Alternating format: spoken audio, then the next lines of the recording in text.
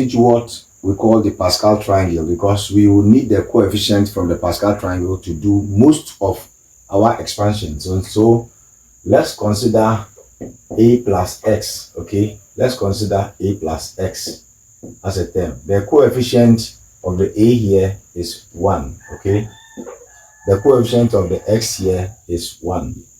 So when we are expanding a plus x, it's already expanded. Coefficient of a here is 1. Coefficient of x here is 1. Now, so this is exponent 1. I hope it's clear. Now, when we have a plus x exponent 2, the coefficient, this is what is happening. We start with 1. 1 plus 1 will give us 2. Then we end with 1. Then, if you have a plus x exponent 3, we start with 1. 1 plus 2 is 3. 2 plus 1 is 3. Then we end with 1. We are generating the triangle. If you have a plus x exponent 4, we start with 1. 1 plus 3 will give us 4. 3 plus 3 will give us 6. 3 plus 1 will give us 4. Then we end with 1. So we start with 1, we end with 1. When we have a plus x exponent 5, then this is going to be, we start with 1. 1 plus 4 will give us 5. 4 plus 6 will give us 10. 6 plus 4 will give us 10. 4 plus 1 will give us 5. Then we end with 1. Now, when you look at the nature, it's like a triangle. And that is why we call it the Pascal Triangle. But the one that brought it is Pascal. And we are going to use this idea to solve many questions. So when you are given an expression to expand, and you have the square term, and it's raised to power 2, you have to use the coefficient 1, 2, 1. If it's raised to power 3, you have to use 1, 3, 3, 1. If it's raised to power 4, you have to use 1, 4, 6, 4, 1. If it's raised to power 5, you have to use 1, 5, 10, 10, 5, 1 to do your expansion in that order, so you can keep on generating. The triangle will be bigger. That is the general idea. So you are going to use this coefficient to solve 1 or 2 expansion questions so that you understand. So if you are asked to expand using the Pascal triangle, then you know which of the coefficients you are going to take. This is how the triangle is generated. Okay.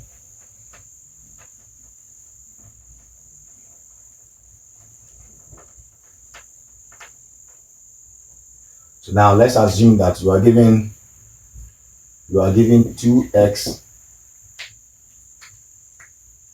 plus 3y exponent 3. Don't forget that the coefficient was 1, 3, 3, 1. And I guess you understand that. So what is going to happen is this. This is the first term of the expression. This is the second term of the expression. And this is the exponent. So what you are going to do is, the first term, what is the first coefficient? That is 1. Let your 1 be in the bracket. Look at what I'm doing. So we are done with this. The first term is 2x. 2x will start from the highest exponent, that is 3. Then the second term will start from 0.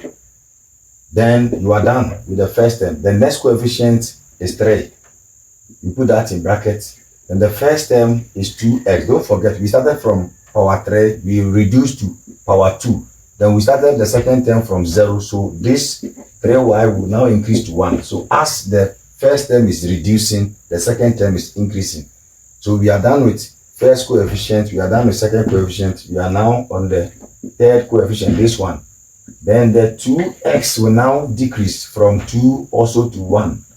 And the 3y will increase from 1 to 2. Then plus, we are left with the last coefficient, that is 1. Okay, then 2x will now reduce from 1 to what? 0. Then the y will now increase from, the 3y will increase from square to cube. So what is the coefficient? 1, 3, 3, 1. 1, 3, 3, 1.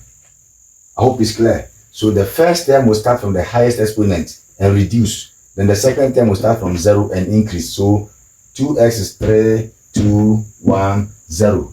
And with the 3y, 0, 1, 2, 3. Okay? Now let's simplify. 1 times anything is the same thing.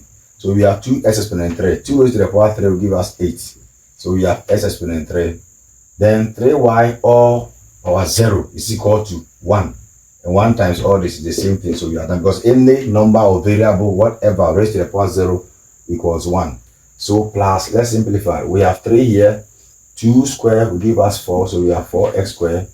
Then 3y exponent 1 is the same as 3y. Okay. We have 3 here.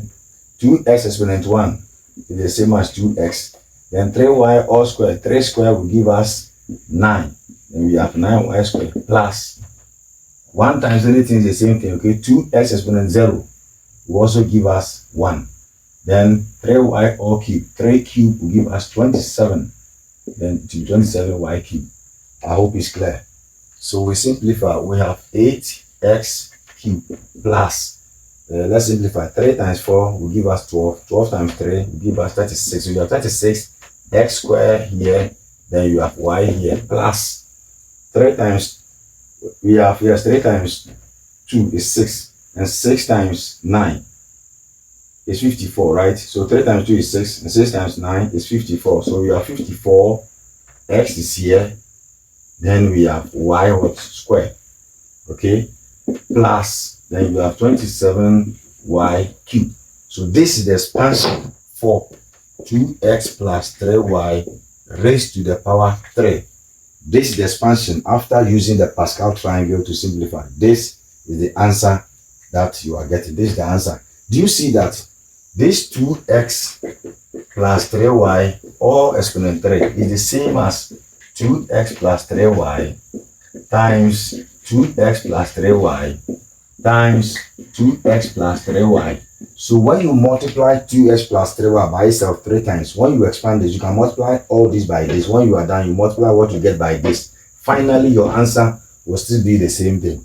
So when you are given an expansion and you are asked to expand, you can use the Pascal coefficient. Don't forget, if the exponent were to be raised to power 4, then you'll be using the coefficient 1, 4, 6, 4, 1. If you remember, then the same approach, you can solve it. So it depends on the exponent that will determine the coefficient you use from the Pascal triangle. So this is how we use the Pascal triangle to simplify or to expand. God bless you. Follow for more.